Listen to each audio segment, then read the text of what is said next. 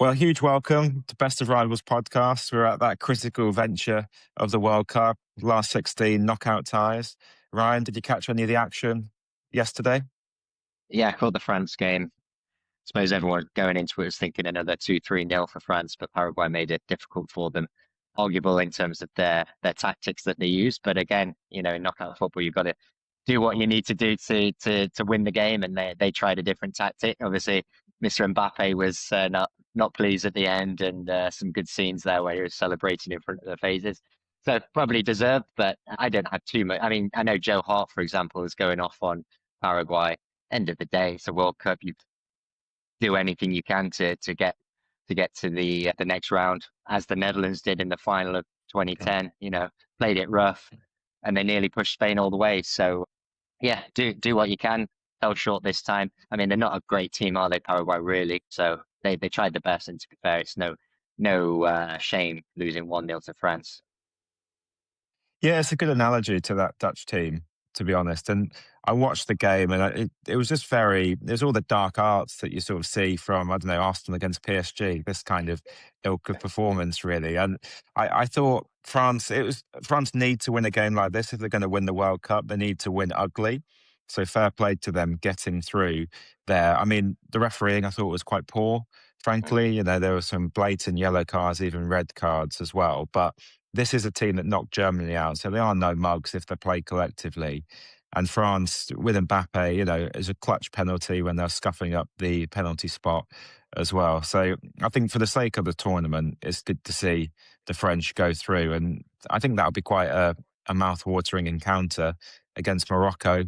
A repeat of we'll come on to that in another episode, but that'll be a repeat of the semi-final in the last World Cup. So yeah, to that point, Morocco, I think, have looked pretty good so far. Yeah, it sets up an all African next round, doesn't it? Really, but yeah, Morocco. Yeah, I think you mentioned at the start of the tournament that they were one of the probably not dark horses. To be fair to them, they have done well over the last few tournaments, including the African Cup of Nations. So it wasn't like it's a big surprise that they've gone deep in the tournament. But they do look a very exciting outfit, and it's going to be France's biggest challenge yet for sure. Yeah, definitely one to watch there. I think I wouldn't be surprised if Morocco could do it, but France have looked so good, and going into the tournament, I wouldn't have said that I'd be enjoying watching France, to be honest. But they're Mm. just so great to watch. So many great players. And Mbappe's really gone higher in my esteem from pre-tournament. So yeah, I'm excited for that round. Yeah, the joke was running the rounds that Paraguay are the only entity that have got English people cheering on France, given how dirty they were. And Mbappe, we've touched on him before, but Mbappe in the World Cup.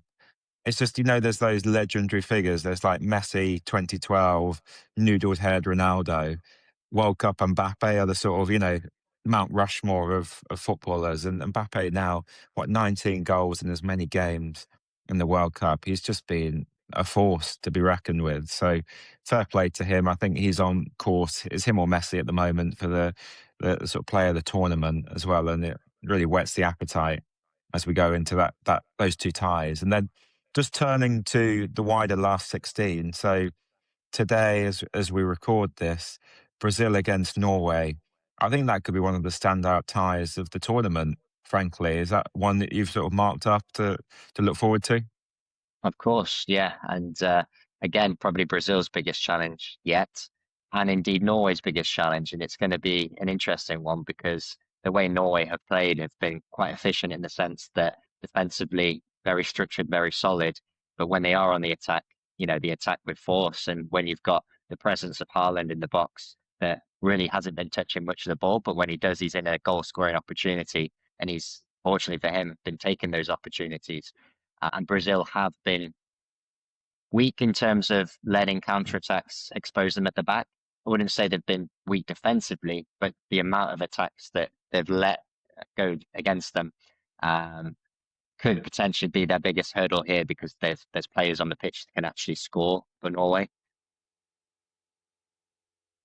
Agree, agree. There's a really interesting stat with Brazil that since they won the World Cup in 2002, every European team they've played in knockout football in the World Cup, they've lost to. And, you think off the top of your head, the likes of France, Germany, Netherlands, Croatia, even, they've lost every single time. So this would actually break the hoodoo if they beat Norway. So I think people are going into it probably expecting Brazil to win in a tricky game, but they have got this weight of history on their shoulders. And as you say, Haaland is such an elite goal scorer as well that he just needs one chance. And you've got Noosa on one side, Storlath is a good player as we've touched on before. This could be a really entertaining game because I think both of them have very good attacks, but then defensively, especially on the fullback side, a little bit weaker. So this could be the game of the tournament, honestly. Are you going to put your neck out and make a prediction? I am going to say Brazil actually on this. So Uh, I'm not exactly putting my neck out, but I think Brazil would just about do enough. How about yourself?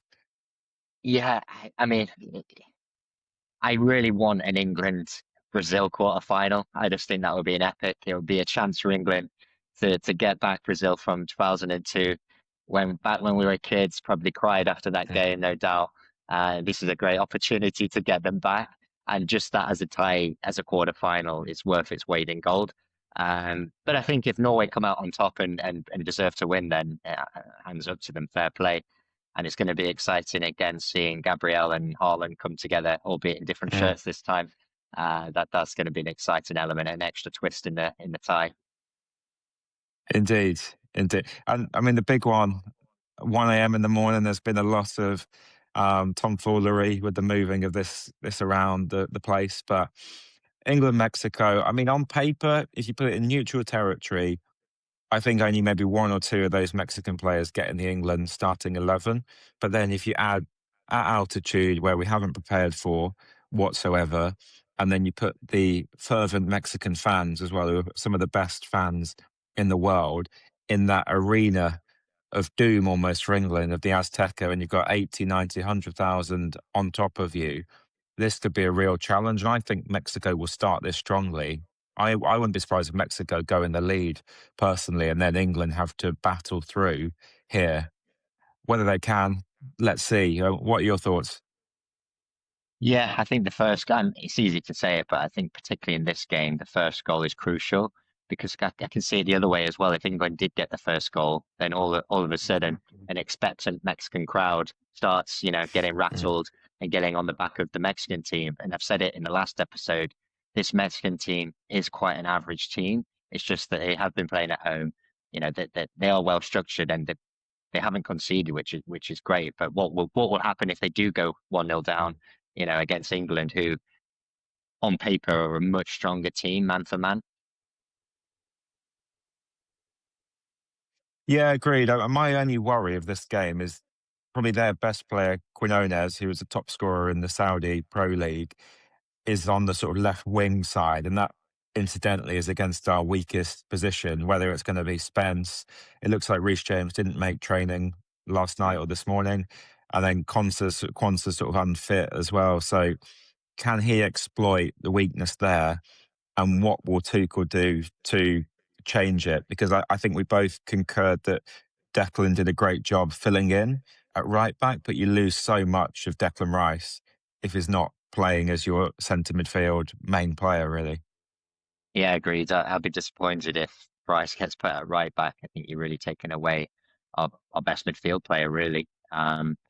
But yeah, let's see. It's going to be an entertaining game, no doubt. There's going to be lots of people heading into the offices on Monday, sort of chatting. Did you stay up for it, or what? And hopefully we've all got smiles on our faces. If we do go out, that Monday morning's going to be absolutely tragic heading into the offices. Scoreline prediction? Yeah, I'm going to go England. I reckon we will score the first goal. I'm hanging my hat on that. I could see us scoring early, keeping it tight, and maybe scoring again towards the end. So I'm going to go 2-0 England to win it in the 90 minutes. I think it's going to be dangerous if it does go into extra time. That's when it gets really dangerous because then you are playing not just against the altitude, but the natural tiredness that extra time brings. So let's Mhm. get it done in the 90. Let's try and get a first half goal. I think this team is probably better when they go 1-0 up, and we haven't had too many games this tournament Mm. just yet that we've gone 1-0 up, and to see how do we then just sit back? Do we progress? That's going to be interesting. I know Tuchel's tactics has been to keep pressing even if we're up. So do we do that against Mexico? If we do go 1-0 up, that's going to be interesting. But again, relying on that first goal, I think if Mexico scored in the first half, then I'll be really worried.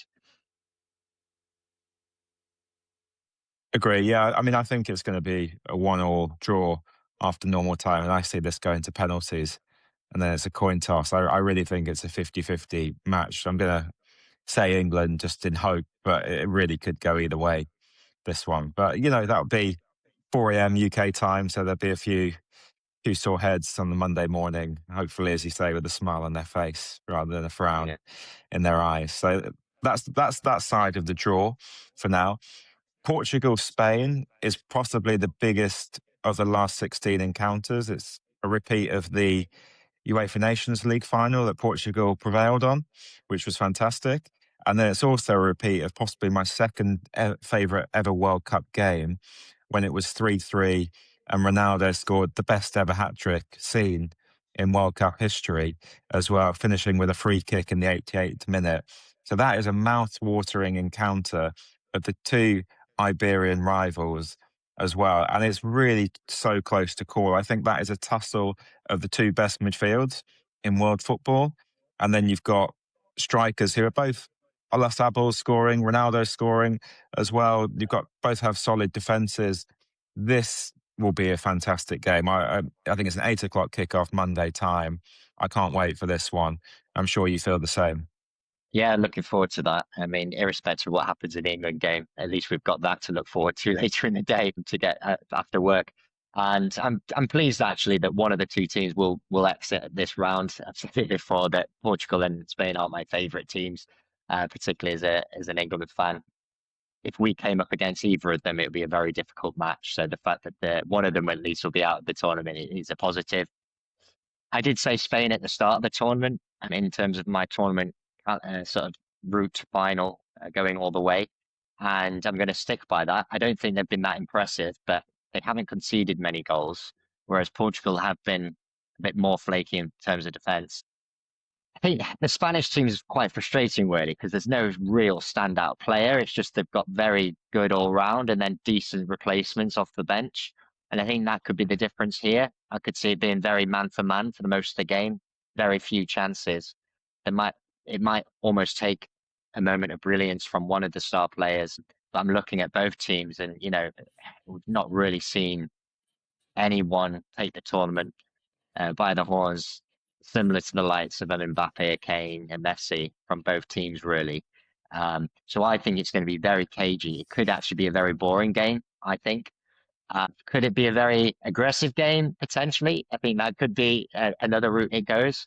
But I'm sticking with Spain. I think they'll do enough, and it will be an emotional end to your and Ronaldo's tournament. Yeah, I'm clearly going to diverge with your opinion here. I think 2-1 victory for Portugal. I see Ronaldo scoring. I think it's time for Bruno to come to the party. I mean, every other big player almost has in this tournament. And apart from that assist against Uzbekistan, he's not really played well.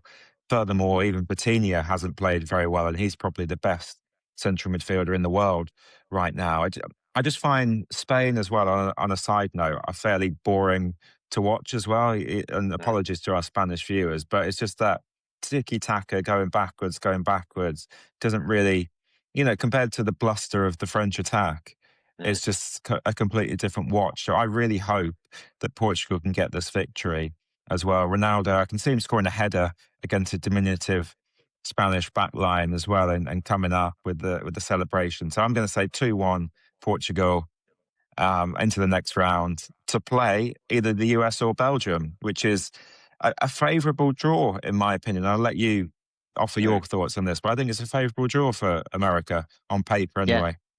Yeah, America have been impressive, haven't they, really? Again, they're all athletes in that team.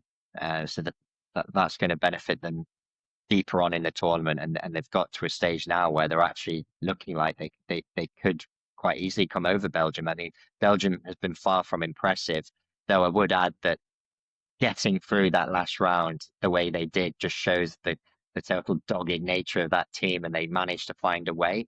And so you've got to give credits to that. I just feel like that was probably their last umph in it. There doesn't seem to be too much harmony in that Belgium team. And again, it's an aging squad as well. Lukaku's carrying an injury. De Bruyne isn't De Bruyne of previous years. I mean, Trossard's arguably been one of their strongest players, and again, he's a bit leggy. So I actually think America are going to come over this, and I think it could be quite. If they get an early goal and they go with the game, I think it could be quite a high scoring game, and America really putting their foot down with the home crowd, because the Americans, they always want an extra goal, one more. And I'm going to sit my neck out and say US to win, but US to win quite comfortably by at least a two, maybe even a 3 goal margin. Mm. It's a big prediction, especially with Balogun out as well, suspended, which I don't agree with the suspension necessarily, but I would Mm, concur that I think the US will win. I look at their attacking line, and I think this might be the game that Captain America, Pulisic, finally shines, because he's been a little bit sort of carrying an injury coming into the tournament. So I think he will shine. Dest on the other side has been very good attacking. He's normally more of a right wing back, but he's been more of an attacking player. He's done well in this tournament. So I could see them two combining well. And I think this could be a yeah, a 2-0 victory for the US, because Belgium, as you say, have had a scrappy tournament. I mean, they scraped through the group as well, couldn't beat Egypt, couldn't beat Iran, 2-0 down against Senegal, and somehow pulled it out of the fire. Fair play to them there. But this is not a Belgian team of 2014, 2018. This is sort of a Dad's Army reunion sketch, really. yeah, So I think this could be the end of the road for them too. Um, yeah.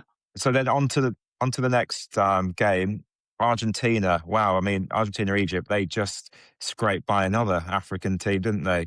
Cape Verde. What a game that was. Yeah, and again, I think every team now, up until that point, barring France, but then you could argue last night against Paraguay, that was France's sort of dogged game, if you like. But that was Argentina's game where they had to sort of really put it out of the put it out of the bag. I just wish Argentina were coming up against a bigger a bigger team in this round, because we're yet to actually see them properly tested. I know Cap Verde did push them all the way, uh, but that's given me even more credence to my earlier tournament prediction pre-tournament, that I'm not too convinced about Argentina. And if you take Messi out of that team, they're probably a very mediocre team. Fair play to Messi. Somehow he's managed. And I've got Argentinian neighbours. I was speaking to them yesterday, and even they are surprised that Messi's still able to reach the heights that he has in this tournament. It's almost felt like 22 was his epiphany. That was his, last chance in an Argentinian shirt. But he's managed to keep himself fit and healthy, and he's come into this tournament arguably a better player than he was in the tournament that they won it last time. So yeah, I can't see this being too difficult for the Argentinians. I think they'll get through it. But yeah, I'm yet to be fully convinced with Argentina. I know you have different opinions, but I think as soon as they take on a big team, I could see an upset there. Yeah, I think with this one, I see Argentina going through. So Salah, even in the game against Australia, Salah doesn't look fit as well. He was carrying a hamstring injury, so I can't really see them threatening Argentina. It's a really interesting team that they are so reliant on a single player as Mm, well. It's a very workmanlike team, really. And, De Paul is essentially there to do Messi's bidding, as are the other 10 cast members. Even Martinez, who's been a superstar for Inter, kind of does nothing essentially day to day in this team. The odd goal, and that's about it in big tournaments. So they're playing through the main man, but he is playing like a dream. 7 goals so far. He got an assist for the final goal, the sort of Romero/own goal there that they scored. So I think that they're going to win this, but then when they come across better opposition, they do need to be tested. And can they rely on a 39-year-old genius to bail them out time after time after time? I think there's only so many times you can go to the well, and it might be so that they would be up against the Swiss or Colombia in the next round. And I think Colombia, for me, have been sort of the gone under the radar in this mm, tournament. They've won their group.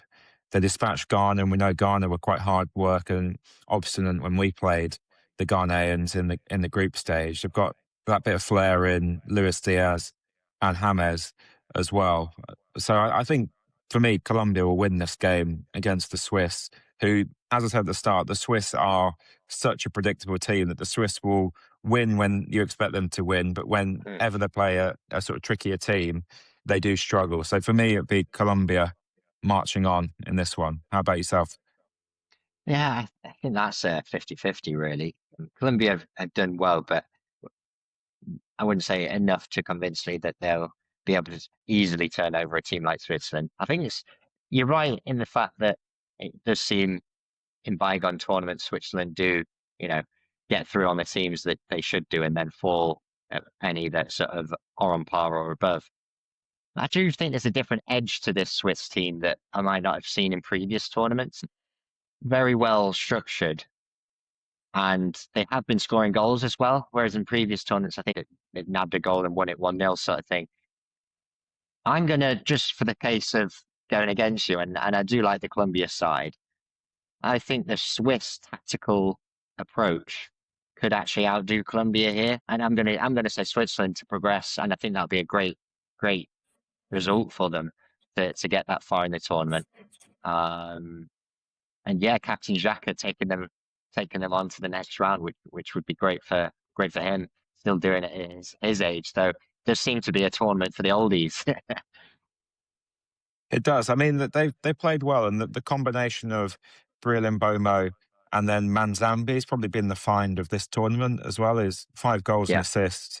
He's only a 20-year-old lad as well, and he's been a game changer every single game that I've seen him. He looks like a real standout player that probably come to the Premier League in good order too. I Mm. think this will be a close game, like you say. I think Colombia will edge it, but it will be a good one. I think this will be a decent watch, actually. Yeah. Yeah. So all in all, we've got clearly Morocco, France. They've gone through, so they'll play each other. We're both saying Brazil will play England in the next Yep. round. You've you put your neck out and said Spain. I've said the main team here, Portugal, to go through against the America, Americans. and then and then Argentina for me will play Colombia. For you will play Switzerland. So I mean, that's looking like a fantastic lineup for the quarters. Really is, with the standout tie clearly being that England Brazil game. England, Brazil, but France, Morocco, I think would be the second one I'll be looking at.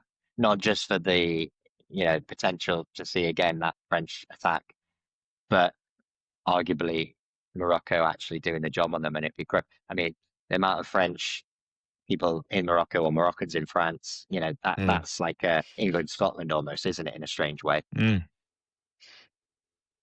Yeah, I mean, say if Argentina play Colombia, that will be a fascinating tussle amongst those two South American giants too. So there's quite a lot of intrigue in some of these ties as well. I mean, that England Brazil game, as you say, 2002, can we overcome that? So there's a lot of little narratives Mm. going on here as we approach really the business end of the tournament. And it'll be interesting to see, can Harry Kane continue to propel England?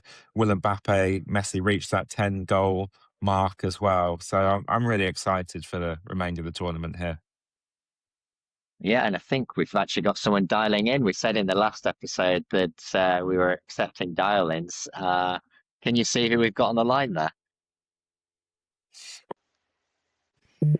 Well, our first call of the day, we've got Ken on the line from Preston. And Ken, thanks a lot for joining the show. We heard that you're an avid subscriber, so very much appreciated.